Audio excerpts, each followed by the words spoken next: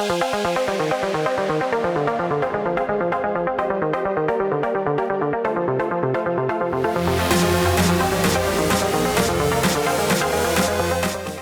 think the mineral owner culture is one thing that comes into play quite a bit. And Rand, you can speak to that. The culture of the Eagle Ford owners, a lot of them are larger. They're Yeah, sophisticated. Yeah.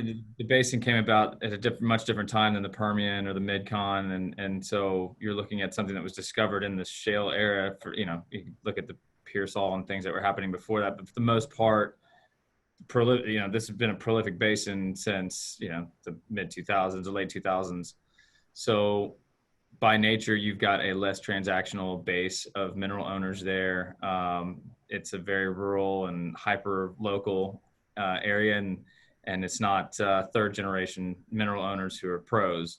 And you do get a lot of that transactionally, I think, in the Mid-Con and in the Permian from the experience I've had there, which is admittedly not as much as these other guys. But that's why a ground game is critical for us, and constant contact and trying to become an influence, the person that gets the phone call when somebody wants to sell in Cuero or Karnes City or wherever. And it takes years to put that together. And from our standpoint, we don't do any competitive bid processes. It's all negotiated individually with the sellers. And that's been really almost the exclusive way we've done business for the last 5-6 years, which allows us to really put our portfolio together, hopefully at a wholesale as opposed to retail price. And then, our concentration back to being specialized should lead to a simpler exit. If we're going to exit at some point in the future, we've only got 3 counties and 2 operators to underwrite. And I think that makes, hopefully,